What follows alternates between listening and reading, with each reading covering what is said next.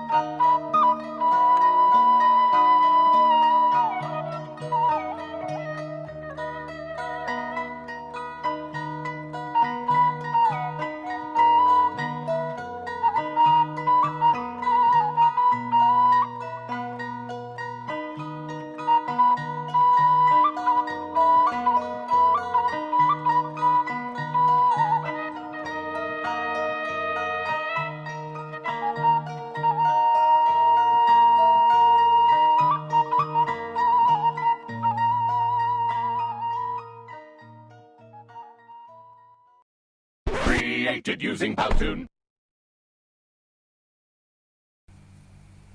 Hidup nembe parantos nongton paguneman antawis Ujang sareng Asep di kelas tantosna. Ayeuna hayu urang samikeun daftar patalekan atanapi pertanyaan LKPD 2 anu dicepeng ku hidup ayeuna sareng Bapak. Sok nomor hiji patalekanana saha nu teu asup sakola. Nomor 2 naon sababna teu asup sakola.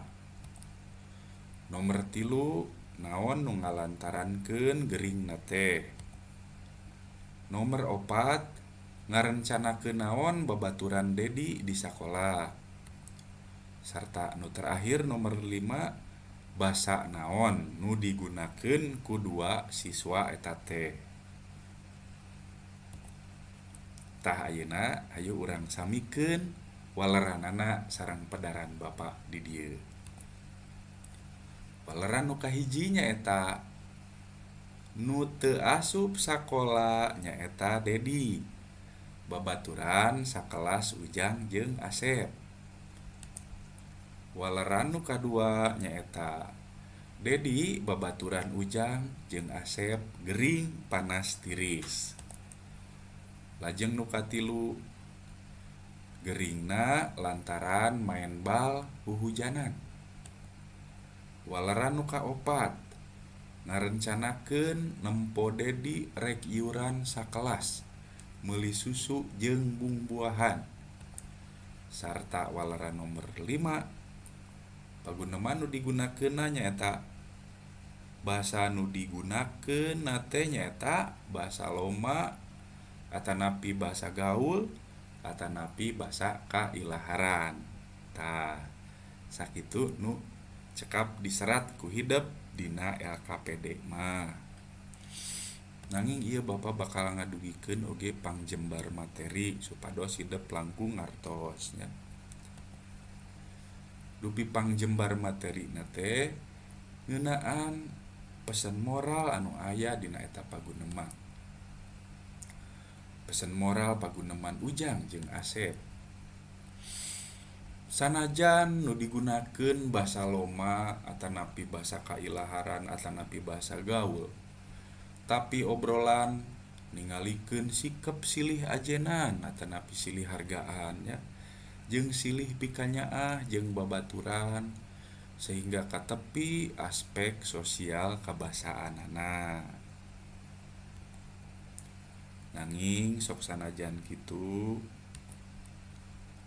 langkung sae urang hidup sadaya dina raraga diajar basa Sunda kedah ngabiasakeun ngagunakeun basa lemes sanajan jeung babaturan.